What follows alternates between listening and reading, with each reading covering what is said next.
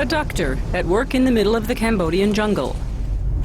Long Nari is from a monument preservation agency. He's on his way to the Victory Gate in the enormous temple complex of Angkor Wat.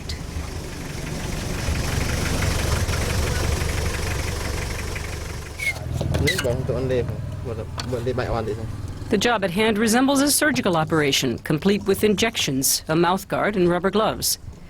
Except that the patient, in this case, is made of stone. We've got a demon sculpture here, and a tree branch blown down by a storm has caused severe damage.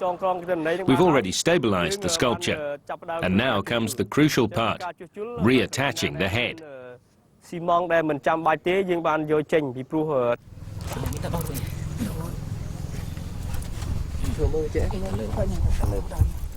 The patient is around 800 years old and has suffered greatly from neglect. Civil war and a lack of financial resources have made it difficult for Cambodia to take care of this UNESCO World Heritage Site. Long Nari is one of the country's few conservation experts.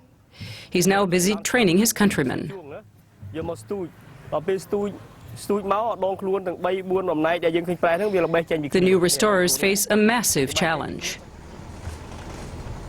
The Cambodian rainforest is home to over 1,000 old temples and other important sites.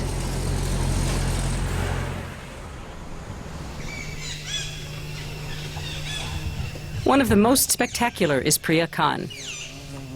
The experts restoring the old masonry here face a continuous struggle to fight off the encroaching trees. At the moment, the jungle appears to have the upper hand.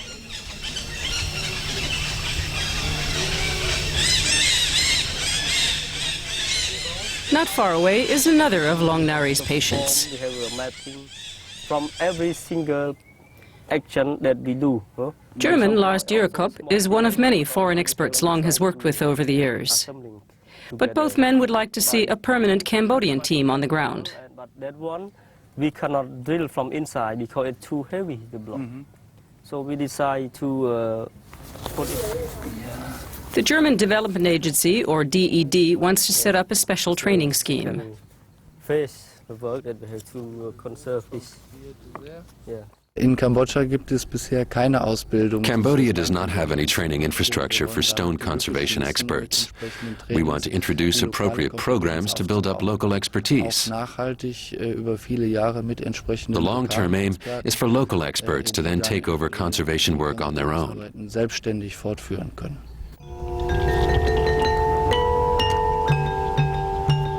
Angkor Wat is of immense symbolic importance to Cambodia. It's even featured on the country's flag.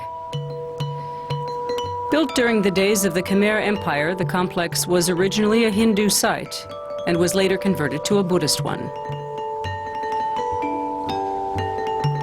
The sandstone reliefs here are famous all over the world.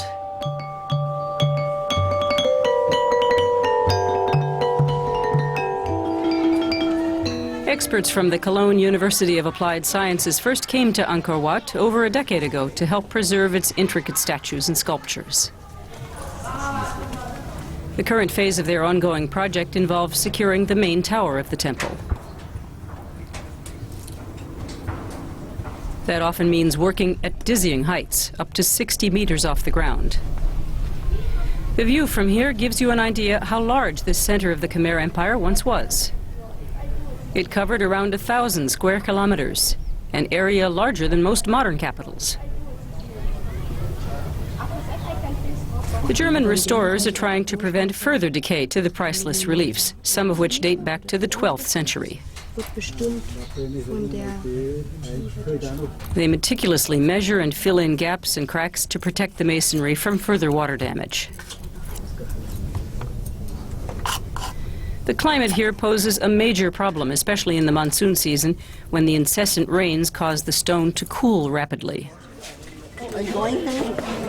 Another significant burden on Angkor Wat is tourism. Thank you. Thank you very much. The temple complex has enjoyed renewed interest in recent years.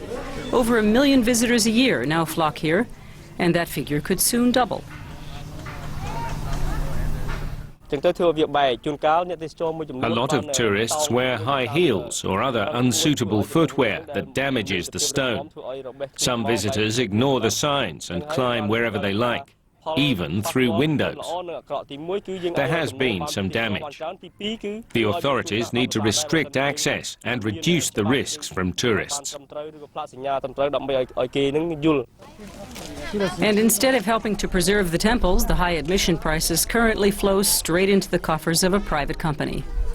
Once that changes, Cambodia will be less dependent on assistance from abroad when it comes to preserving Angkor Wat.